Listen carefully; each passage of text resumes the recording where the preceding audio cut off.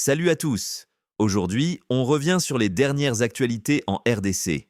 Entre tensions militaires à l'Est, remous politiques à Kinshasa par la pétition contre M. Kamere et décisions économiques majeures, beaucoup de choses se passent. On fait le point sur tout ça. Politique à Kinshasa, Vital Kamere menacé. Autre nouvelle, mais cette fois au Parlement, Vital Kamere pourrait perdre sa place de président de l'Assemblée nationale. Une pétition déposée par des députés qui a obtenu 262 signatures demande son départ. Les tensions portent sur le fonctionnement interne de l'Assemblée, mais beaucoup voient un enjeu politique derrière cette fronde. Crispin Bindulé, à l'origine de la pétition, est un ancien membre du parti de Kamere, désormais proche du parti présidentiel. Le gouvernement affirme ne pas être impliqué et la présidence reste silencieuse. Tout sera décidé lors de la plénière. La pétition est reconnue dans notre règlement intérieur. On ne remet pas ça dans les couloirs. Hier, nous nous excusons encore une fois de plus. Quand on parle des excuses, déjà quoi, c'est la faiblesse. Auprès de nos amis pétitionnaires qui sont venus quand nous sommes partis. Nous étions là toute la journée, ils sont venus après 15 heures. Et vous avez bien fait de réceptionner ça. Nous avons fait un communiqué ce matin par la salle de communication pour qu'ils viennent et même répondre et les déposer.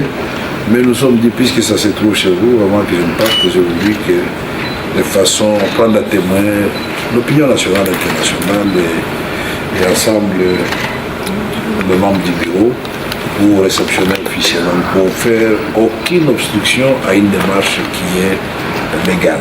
Les Wazalendo veulent plus que le front militaire. Dans l'est de la République démocratique du Congo, la situation devient de plus en plus complexe. Les milices Wazalendo, présentes au sud Kivu, ont envoyé un mémo au président Félix Tshisekedi. Ils affirment leur loyauté à Kinshasa, mais posent plusieurs conditions.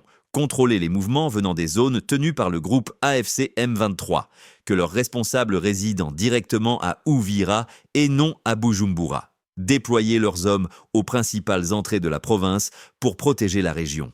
Mais ils ne s'arrêtent pas là.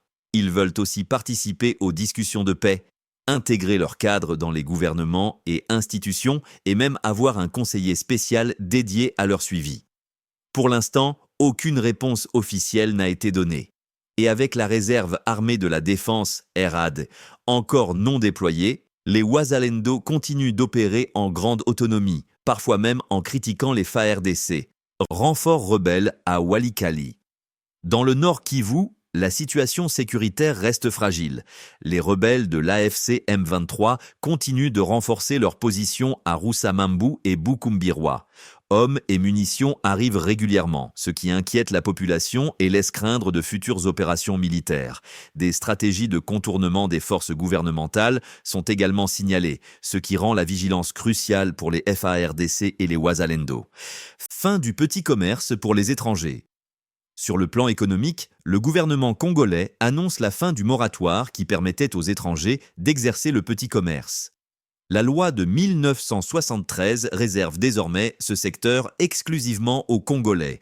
Une réforme législative est prévue pour clarifier et moderniser le cadre légal du petit commerce. Le ministre de l'économie, Daniel Mukoko Samba, rappelle aussi l'importance de diversifier l'économie et de soutenir la production locale. Lutte contre la vie chère, relance de la production nationale, formalisation de l'économie informelle. L'objectif, réduire la dépendance aux importations et renforcer l'économie congolaise. Entre sécurité à l'Est, tensions politiques à Kinshasa et réformes économiques, la République démocratique du Congo traverse une période intense. Ces évolutions auront forcément un impact sur la vie des Congolais et sur la stabilité du pays. Voilà, c'était votre point complet sur l'actualité en République démocratique du Congo. Entre tensions à l'Est, rebondissements politiques à Kinshasa et réformes économiques majeures, le pays ne manque jamais de surprises. Si vous avez aimé cette vidéo, mettez un pouce en l'air, partagez-la et dites-nous en commentaire ce que vous pensez de ces événements. Votre avis compte. Et surtout, abonnez-vous à la chaîne et activez la cloche pour ne rien manquer des prochaines vidéos. On se retrouve très vite pour un nouveau point sur l'actualité en République démocratique du Congo et dans le monde.